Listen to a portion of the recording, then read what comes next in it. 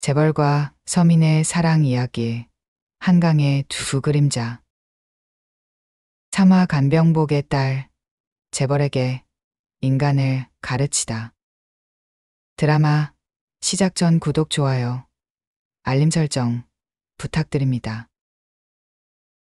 그리고 드라마 시청 후 들으신 후 느끼신 점이 있다면 댓글창에 적어주시기 바랍니다. 그럼 시작하겠습니다.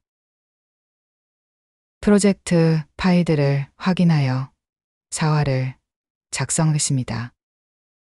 서울 아산병원 3층 병동복도에서 한서진은 간호사실을 나와 복도를 걸었고 308호 병실로 들어갔다. 정수연이 침대에 누워 있었고 눈을 뜨고 천장을 보고 있었다. 서진이 다가가자 고개를 돌렸고 미소를 지으려 했지만 입가만 살짝 움직였다. 서진은 링거를 확인했고 거의 비어 있었다. 간호사를 불러야 했다. 정수연의 이마에 손을 얹었고 열은 없었다. 괜찮으시냐고 물었고 정수연이 고개를 끄덕였지만 힘이 없어 보였다. 서진은 물컵을 들어 빨대를 입에 대주었고 정수연이 조금 마셨다. 간호사실로 가서 링거를 가져왔고 교체했다. 정수연이 고맙다고 입 모양을 만들었고 서진은 손을 꽉 잡아주었다. 조금만 힘내시라고 말했고 정수연의 눈에서 눈물이 흘렀다. 병실을 나와 복도를 걸으면서 서진은 휴대폰을 확인했고 어머니에게서 온 문자가 있었다. 오늘 병원 가야 할 것 같다는 내용이었고 숨쉬기가 힘들다고 적혀 있었다. 서진의 손이 떨렸다. 책임 간호사에게 가서 사정을 말했고 오늘 조퇴해야 할 것 같다고 했다. 간호사가 어쩔 수 없다는 표정을 지었지만 알겠다고 했다. 대신 내일은 꼭 나와야 한다고 당부했고 서진은 고개를 끄덕였다. 간병복을 벗었고 사물함에서 가방을 꺼냈다. 화장실에서 옷을 갈아입었고 거울을 봤다. 얼굴이 창백했고 입술도 핏기가 없었다. 물로 얼굴을 씻었고 수건으로 닦았다. 서울 아산병원 현관을 나와 택시를 잡았다. 봉천동까지 택시비가 10,000원은 넘을 거였지만 어머니가 급했고 버스를 기다릴 여유가 없었다. 택시가 섰고 올라탔다. 봉천동이라고 말했고 기사가 알겠다고 대답했다. 차가 출발했고 서진은 휴대폰을 꺼내 어머니에게 전화를 걸었다. 신호음이 울렸지만 받지 않았다. 다시 걸었고 역시 받지 않았다. 불안했다. 손으로 얼굴을 감쌌고 숨을 깊게 들이마셨다. 택시가 강남대로를 지나갔고 차들이 막혀 있었다. 기사에게 빨리 좀 가달라고 부탁했고 기사가 길이 막혀서 어쩔 수 없다고 했다. 서진은 창밖을 봤고 높은 빌딩들이 보였다. 그중 하나가 그룹 본사였고 강도윤이 지금 저 건물 어딘가에 있을 거였다. 봉천동 반지하에 도착했고 택시비를 냈다. 13,000원이었고 지갑이 텅 비었다.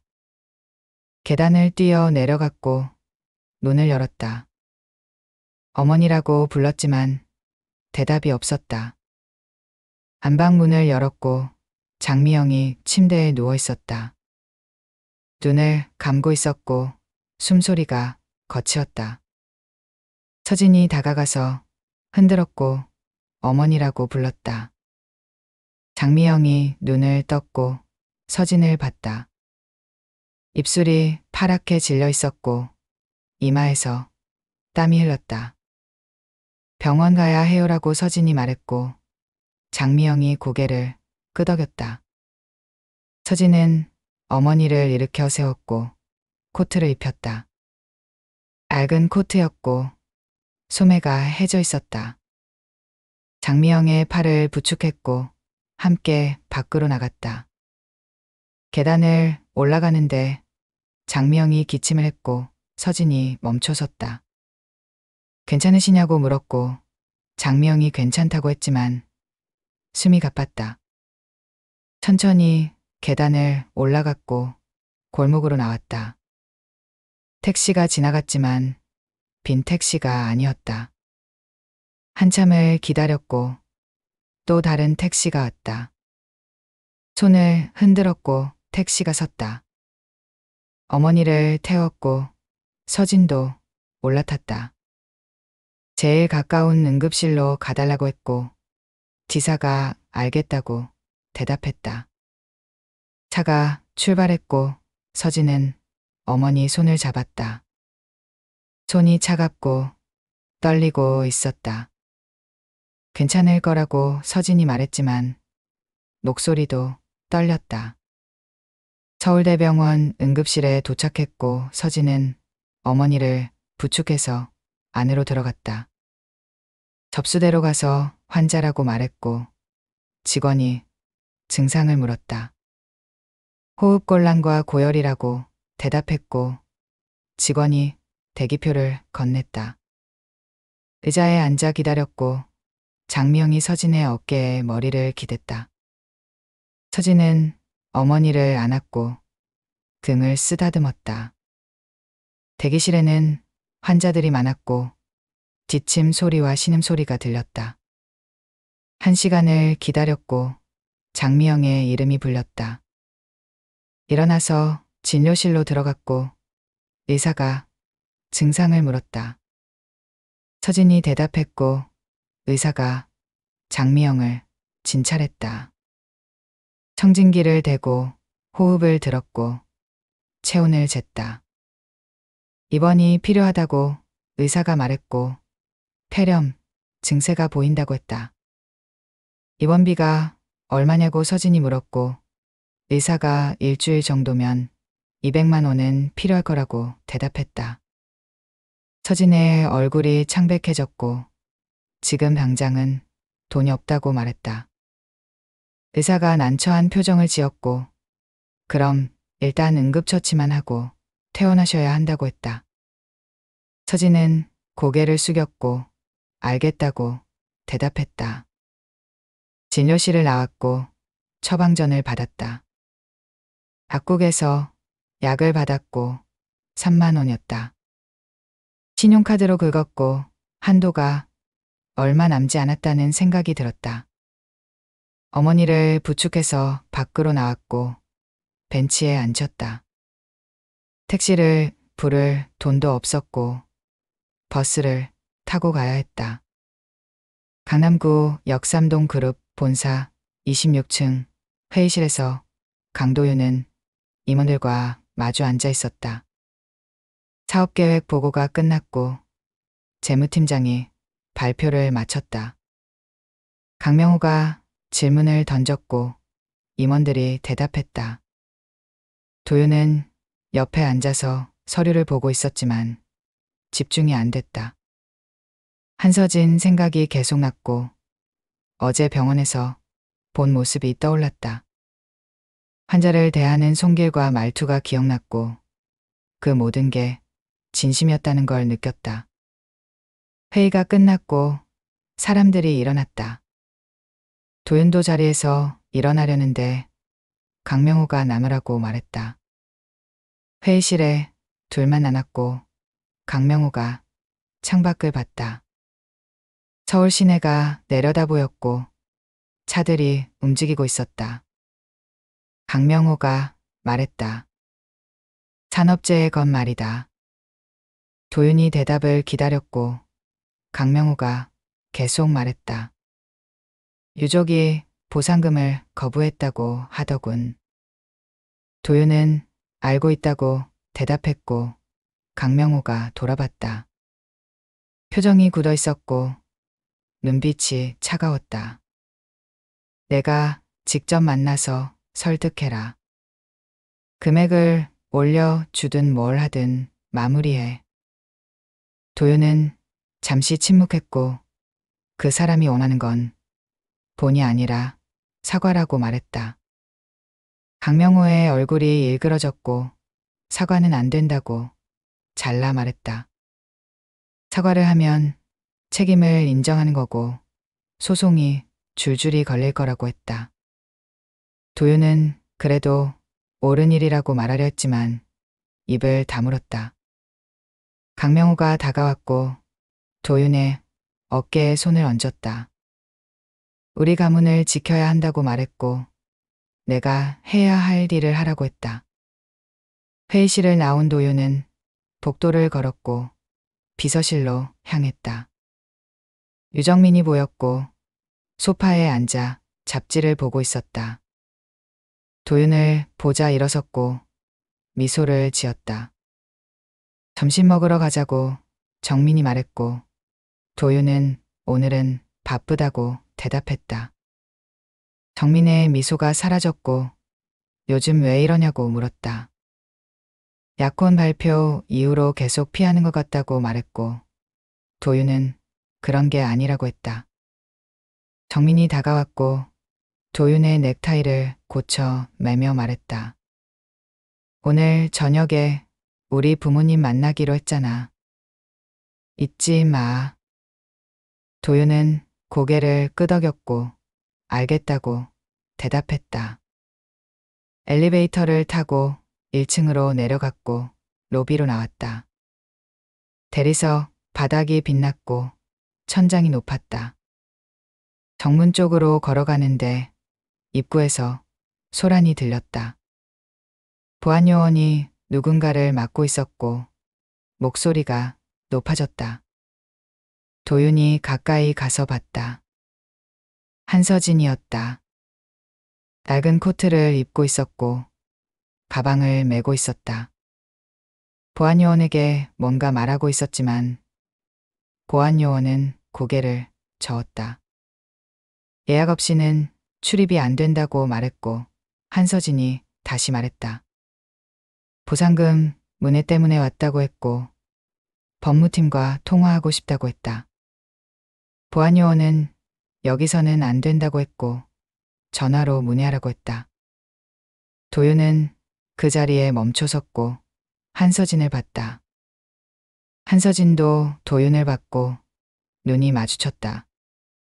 잠깐이었지만 한서진의 눈빛이 무언가를 말하고 있었다. 도와달라는 건지 아니면 비난하는 건지 알 수 없었다. 도윤은 다가가려 했지만 발이 떨어지지 않았다. 한서진이 코트를 여몄고 돌아섰다. 보안요원에게 알겠다고 말했고 그냥 가겠다고 했다. 로비를 가로질러 정문으로 걸어갔고 뒤돌아보지 않았다.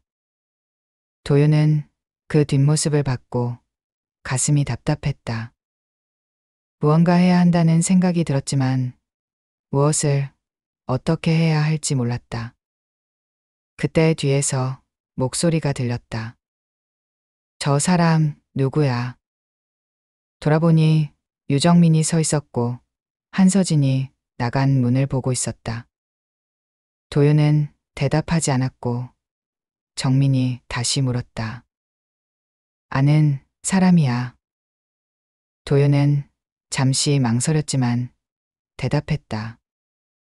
산업재해 유족이라고 했고 정민의 표정이 굳어졌다.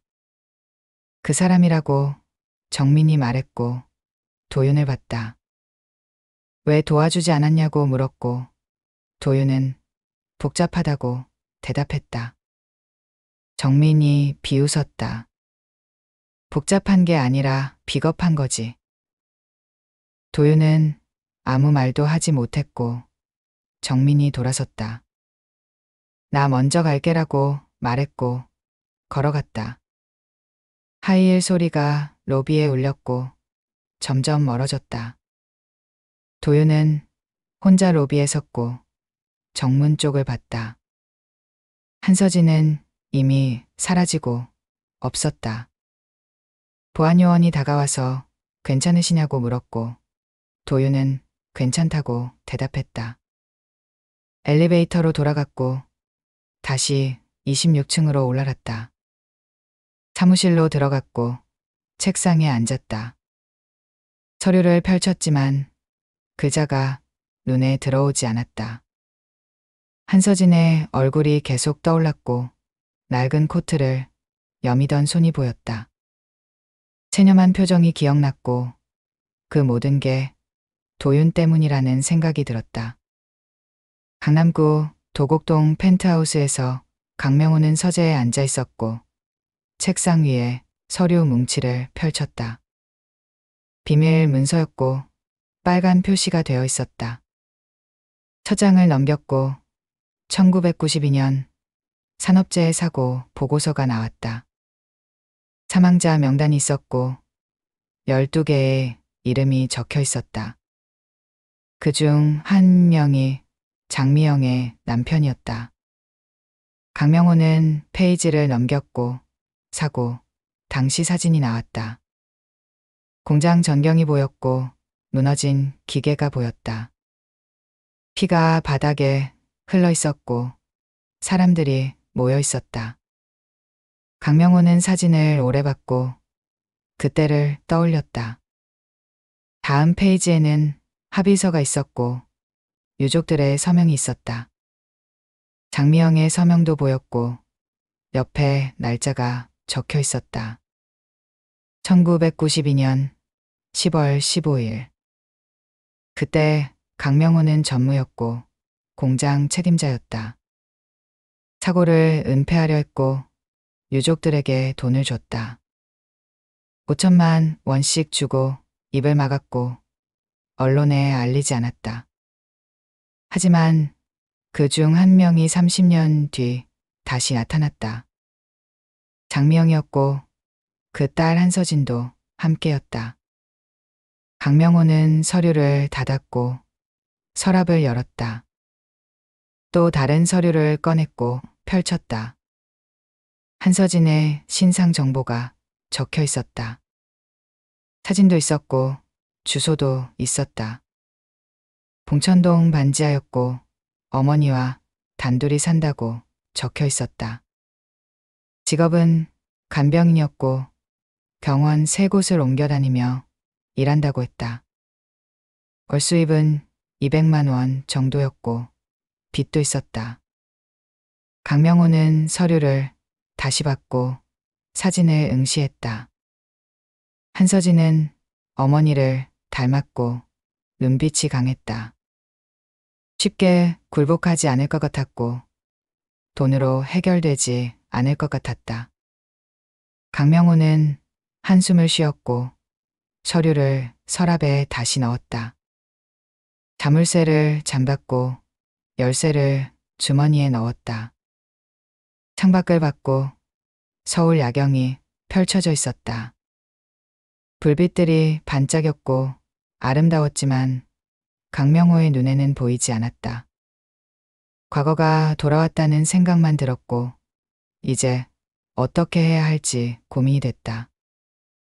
서울대병원 앞 버스 정류장에서 한서진은 어머니를 부축하고 서 있었고 버스를 기다렸다. 날이 어두워지고 있었고 바람이 불었다. 장미영이 기침을 했고 서진이 등을 두드려줬다. 버스가 왔고 올라탔다.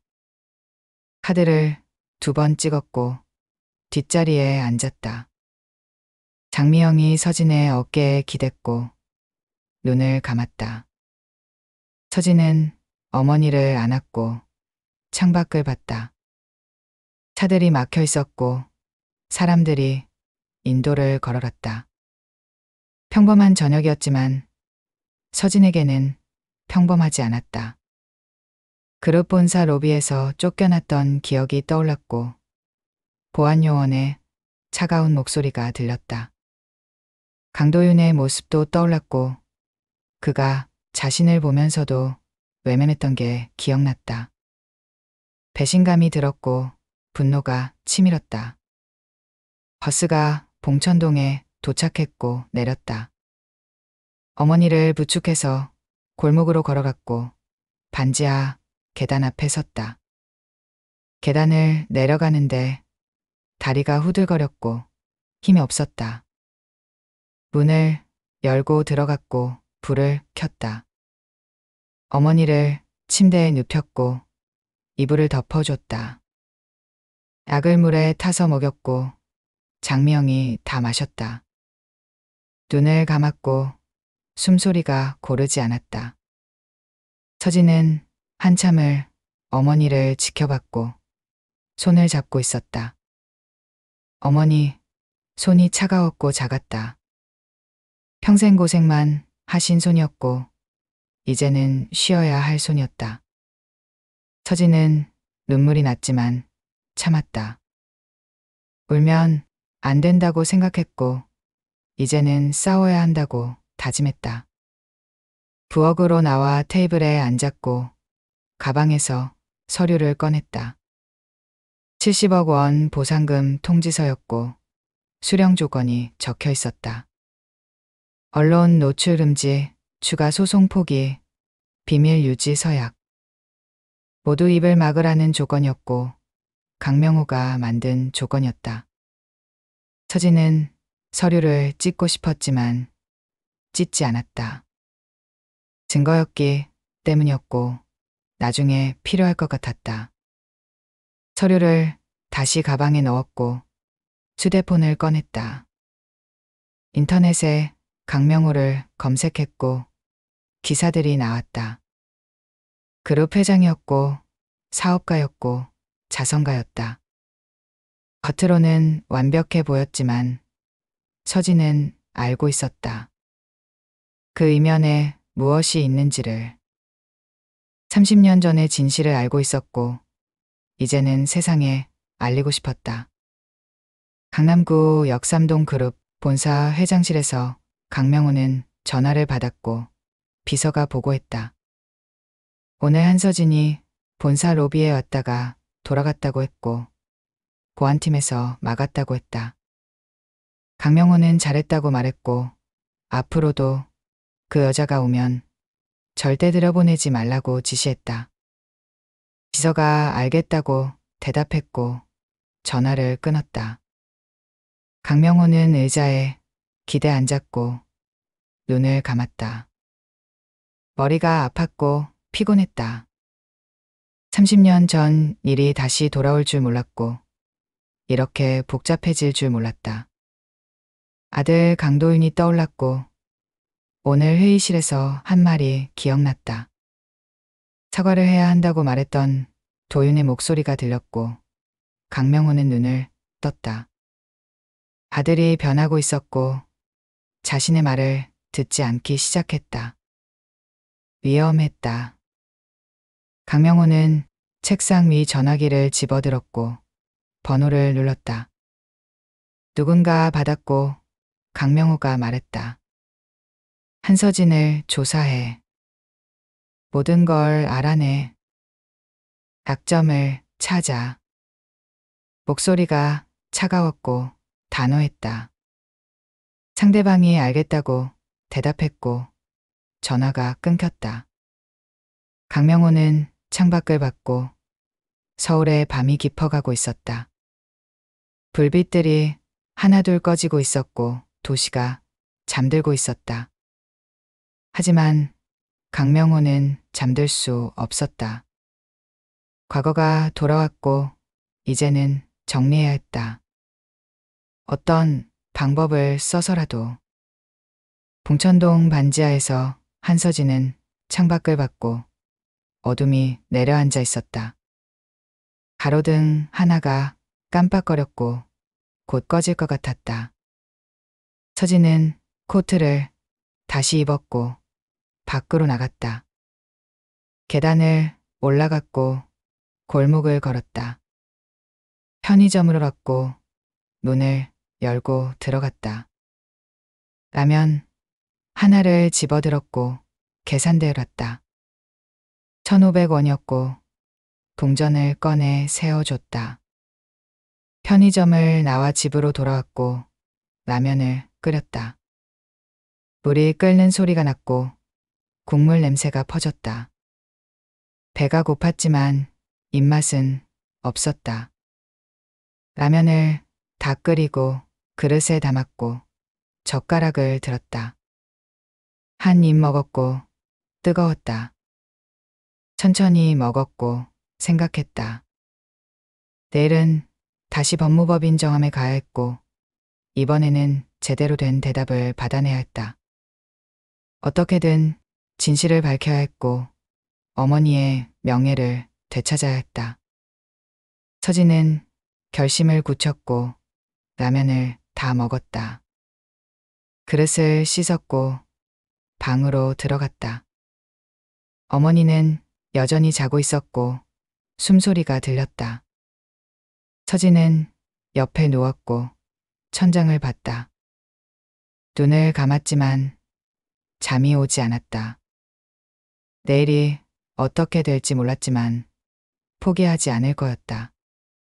끝까지 싸울 거였다.